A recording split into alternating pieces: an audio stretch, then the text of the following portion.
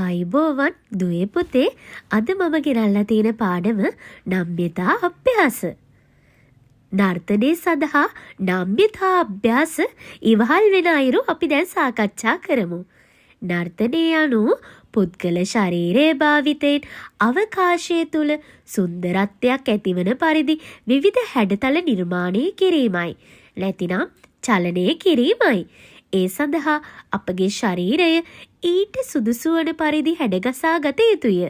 එකිනෙකට වෙනස් නිවැරදි විධිමත් චලන ඉදිරිපත් කළ හැක්කේ සිරුර මනා ලෙස නම්‍ය කළ හැකි අයෙකුට පමණි. නම්‍යතාවයේ යනු නැවෙන සුළු බවයි. එබැවින් සිරුර ප්‍රධාන කොටස් තුනකට බෙදා දැක්වේ. අංග ප්‍රත්‍යංග උපාංග. මනා ලෙස නැමීමට හැසිරවීමට අප පුහුණු වීම කළ යුතු වේ. නර්තනය හදාරනු ලබන ආධුනිකයෙකු නර්තනයට සුදුසු පරිදි තම ශරීර නම්‍යතාවයෙන් යුතුව සකස් කර ගැනීම සඳහා විවිධ අභ්‍යාසවල නිරත වීම වැදගත් වේ. සිරුරේ නම්‍යතාවය විවිධ හැඩතල නිර්මාණයේ රිද්මයකට අනුව අභ්‍යාස කිරීම වැදගත් වේ.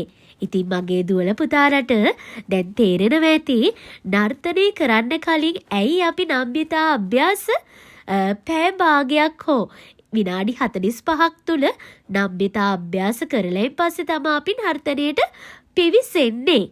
ඉතින් අපි බලමු මේ නම්‍යතා අභ්‍යාස කිරීමේ වැදගත්කම නැත්තම් ප්‍රයෝජන දෙසට යොමු වෙමු.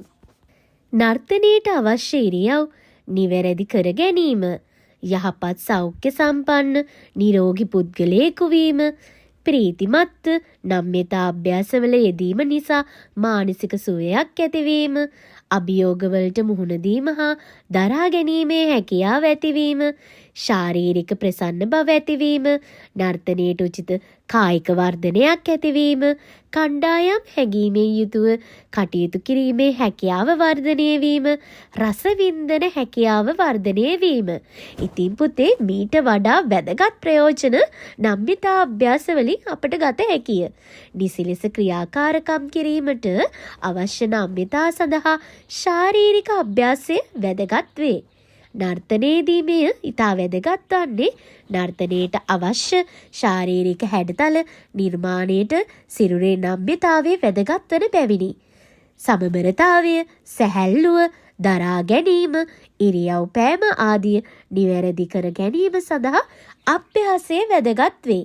එක් නර්තන සම්ප්‍රදායන්ට අවශ්‍ය නිවැරදි අංගහාරයන් සකස් කර ගැනීමට නම්‍යතා අභ්‍යාස ඉවහල් වේ.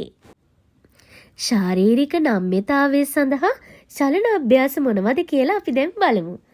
ඇවිදීම, පනිමින් ඇවිදීම, දෙවීම, පෙරලීම, බඩගෑම, රිංගා යාම, එක තැන උඩ පැනීම, එක තැන දිවීම, ඉන කැරකවීම, ශරීරයේ හැකිලීම, කැරකීම, දෙපා දෙපසට විහිදුවමින් උඩ පැනීම, ඉඳ ගැනීම, ඉන පිටුපසට නැවීම, ඉන දෙපසට නැවීම වැනි චලන අභ්‍යාස ක්‍රම අපිට යොදා ගන්න පුළුවන්.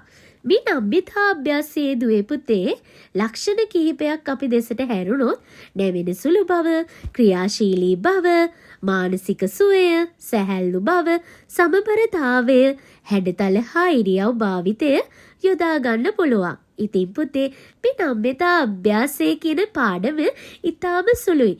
ඉතින් මේ නර්තනයට පිවිසෙන්නෙකුගේ කිරීමට අත්‍යවශ්‍ය වන්නේ ප්‍රථමයෙන්ම නම්‍යතා අභ්‍යාසයයි.